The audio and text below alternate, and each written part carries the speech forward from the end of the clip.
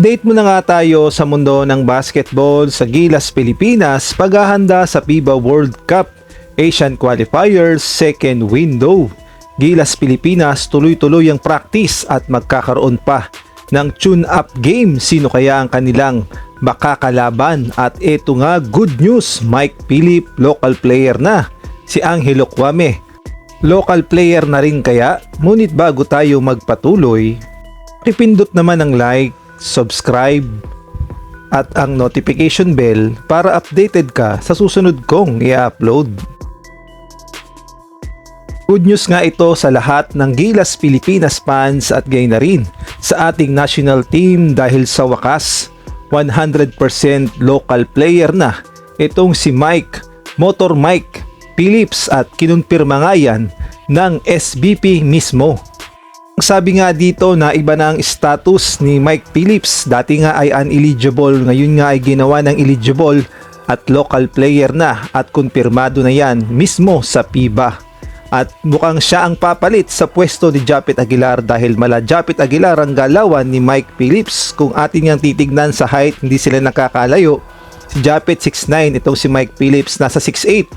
Kaya lang ay mas versatile at mas athletic itong si Mike Phillips, kaya naman bagay na bagay siya sa pwesto ni Japet Aguilar at expected na natin sa mga susunod na window ay makakasama na sa lineup itong si Mike Phillips. Kaya lang ngayon dito sa ginaganap na second window mukhang malabo pa dahil nasa 15-man pool na yung lineup ni Coach Tim Cone at hindi na rin siguro makakahabol si Mike Phillips. Ngunit ang pinaka-importante naman sa lahat ay local player na siya. At muli matadagdagan tayo ng puwersa at height at maasahan natin ang galing ni Motor Mike, kaya naman abangan natin siya sa third window ng FIBA World Cup Asian Qualifiers.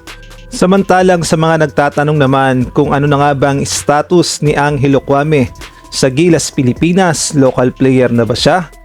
Well, ang sagot dyan ay hindi pa talaga kinukonfirma ng FIBA kung local player na ba itong si Angelo Kwame dahil alam nating lahat na naturalized player siya ng Gilas, Pilipinas at may requirements nga na 10 years residency sa isang bansang kanyang nare-represent at eto nga si Angelo Kwame ay 10 years na nga dito sa Pilipinas, kaya lang ay wala pang ang update ang FIBA kung local player na ba siya o hindi. Tila ba'y mahigpit sa Pilipinas ang FIBA pagdating sa mga naturalized player, pero sa mga karatig na bansa kagaya na lamang ng Indonesia, Taiwan, napakabilis lang maging local player ng kanilang mga naturalized. Ngunit mag-abang pa rin tayo at ipanalangin natin na sana balang araw maging local player na itong si Angelo Kwame.